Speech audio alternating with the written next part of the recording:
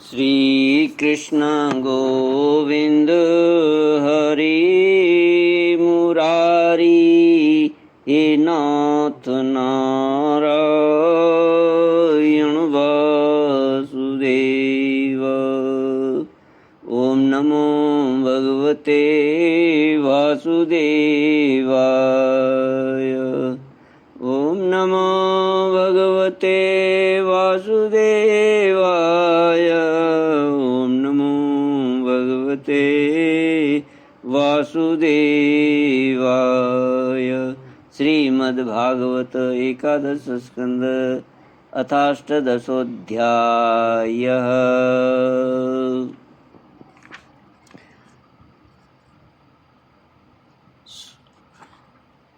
श्रीभगवानुवाच।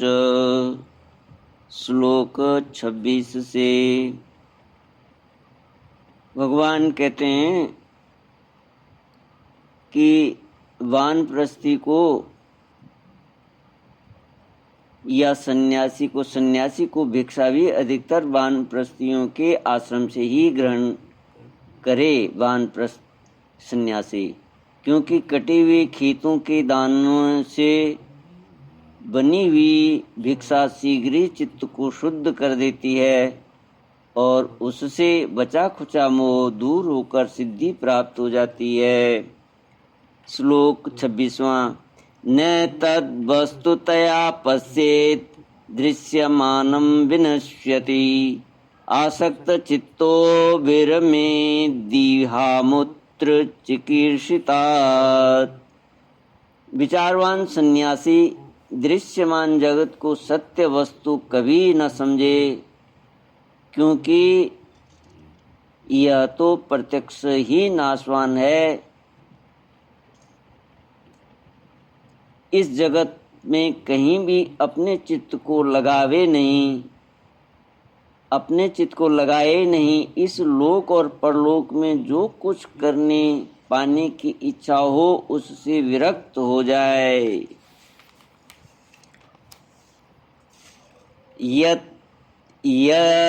यदेतदात्मनि जगन्मनो वाक् प्राण संहतम्, सर्वं मायेति तर्केण स्वस्त्यक्त्वा न तत् स्मरेत्। सन्यासी विचार करे कि आत्मा में जो मन, वाणी और प्राणों का संघात रूप यह जगत है, वह सारा का सारा माया ही है। इस विचार के द्वारा इसका बात करके अपने स्वरूप में स्थित हो जाए और फिर कभी उसका स्मरण भी न करे। ज्ञान निष्ठ विरक्त मुमुक्षु और मोक्ष की भी अपेक्षा न रखने वाला मेरा भक्त आश्रमों की मर्यादा में बद्ध नहीं है। वह चाहे तो आश्रमों और उनके चिन्हों को छोड़ छाड़ कर वेद शास्त्र के विधि निषेधों से परे होकर स्वच्छंद विचरे। वह बुद्धिमान होकर भी बालकों के समान खेले, निपुण होकर भी जड़वत रहे, विद्वान होकर भी पागल की तरह बातचीत करे और समस्त वेद विधियों का जानकार होकर भी पशु वृत्ति से अनियत आचारवान रहे। उसे चाहिए कि वेदों के कर्म कांड भाग की व्याख्या में न लगे, पाखंड न करे, तर्क वितर्क से बचे और जहाँ कोरा वाद विवाद हो रहा हो वहाँ कोई पक्ष न ले। वह इतना धैर्यवान हो कि उसके मन में किसी भी प्राणी से उद्वेग न हो और वह स्वयं भी किसी प्राणी को उद्विग्न न करे। उसकी कोई निंदा करे तो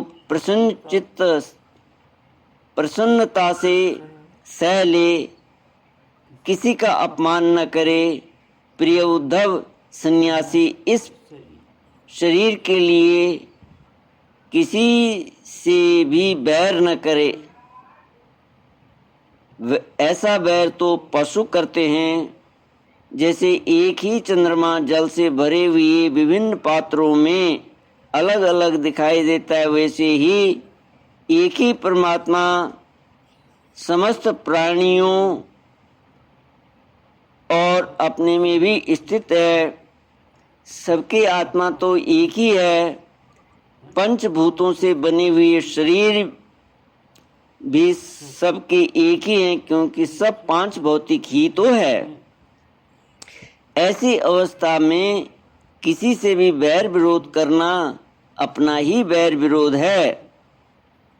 प्रिय उद्धव, सन्यासी को किसी दिन यदि समय पर भोजन न मिले तो उसे दुखी नहीं होना चाहिए, और यदि बराबर मिलता रहे तो हर्षित न होना चाहिए। उसे चाहिए कि वह धैर्य रखे, मन में हर्ष और विषाद दोनों प्रकार के विवाद न आने दे, क्योंकि भोजन मिलना और न मिलना दोनों ही प्रारब्ध के अधीन है। भिक्षा अवश्य मांगनी चाहिए। ऐसा करना उचित है, क्योंकि भिक्षा से ही प्राणों की रक्षा होती है। प्राण रहने से ही तत्व का विचार होता है, और तत्व विचार से ही तत्व ज्ञान होकर मुक्ति मिलती है। सन्यासी को प्रारब्ध के अनुसार अच्छी या बुरी जैसी भी भिक्षा मिल जाए उसी से पेट भर ले। वस्त्र और बिछौने भी जैसे मिल जाएं उसी से काम चला ले। उनमें अच्छेपन या बुरेपन की कल्पना न करे। जैसे मैं परमेश्वर होने पर भी अपनी लीला से ही शौच आदि शास्त्रों उक्त नियमों का पालन करता हूँ, वैसे ही ज्ञाननिष्ठ पुरुष भी शौच, आचमन, स्नान और दूसरे नियमों का लीला से ही आचरण करे। वह शास्त्र विधि के अधीन होकर विधि किंकर होकर न करे, क्योंकि ज्ञाननिष्ठ पुरुष को भेद की प्रतीति ही नहीं होती। जो पहले थी वह भी मुझ सर्वात्मा के साक्षात्कार से नष्ट हो गई। यदि कभी मरण पर्यंत बाधित भेद की प्रतीति भी होती है, तब भी देहपात हो जाने पर वह मुझसे एक ही हो जाता है। उद्धव जी, यह तो हुई ज्ञानवान की बात। अब केवल वैराग्य की बात सुनो। जितेंद्रिय पुरुष जब यह निश्चय हो जाए कि संसार के विषयों के भोग का फल दुख ही दुख है, तब वह विरक्त हो जाए। और यदि वह मेरी प्राप्ति के साधनों को न जानता हो तो भगवत चिंतन में तन्मय रहने वाले ब्रह्मनिष्ठ जगत सद्गुरु की शरण ग्रहण करे। वह गुरु की दृढ़ भक्ति करे, श्रद्धा करे और उनमें दोष कभी न निकाले। जब तक ब्रह्म का ज्ञान हो तब तक बड़े आदर से मुझे ही गुरु के रूप में समझता वह उनकी सेवा करे। किंतु जिसने पांच ज्ञानेंद्रियां, मन, इन छयों पर विजय नहीं प्राप्त की है, जिसके इंद्रिय रूप घोड़े और बुद्धि रूपी सारथी बिगड़े हुए हैं, और जिसके हृदय में न ज्ञान है और न वैराग्य, वह यदि त्रिदंडी सन्यासी का वेश धारण कर पेट पालता है तो वह सन्यास धर्म का सत्ता नाश ही कर रहा है, और अपने पूज्य देवताओं को, अपने आप को और अपने हृदय में स्थित मुझ को ठगने की चेष्टा करता है। अभी तक वेश मात्र के सन्यास की वासनाएं क्षीण नहीं हुई हैं, इसलिए वह इस लोक और परलोक दोनों से हाथ धो बैठता है। सन्यासी का मुख्य धर्म है शांति और अहिंसा। वानप्रस्थी का मुख्य धर्म है तपस्या और भगवत भाव। गृहस्थ का मुख्य धर्म है प्राणियों की रक्षा और यज्ञ याग तथा ब्रह्मचारी का मुख्य धर्म है आचार्य की सेवा। गृहस्थ भी केवल ऋतु काल में ही अपनी स्त्री का सहवास करे, उसके लिए भी ब्रह्मचर्य, तपस्या, शौच, संतोष और समस्त प्राणियों के प्रति प्रेम भाव ये मुख्य धर्म ही है। मेरी उपासना तो सभी को करनी चाहिए।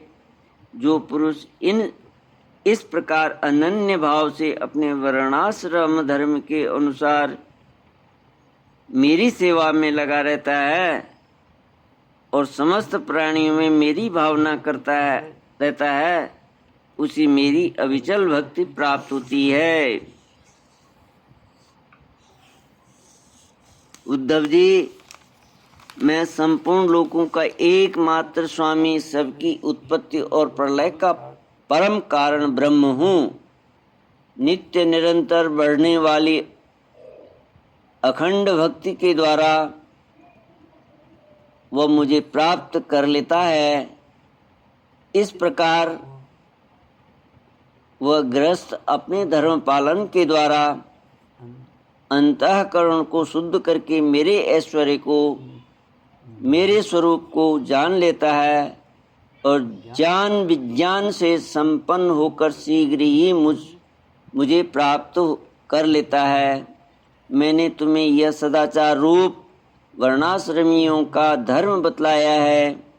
यदि इस धर्मानुष्ठान में मेरी भक्ति का पुट लग जाए तब तो इससे अनायास ही परम कल्याण स्वरूप मोक्ष की प्राप्ति हो जाए।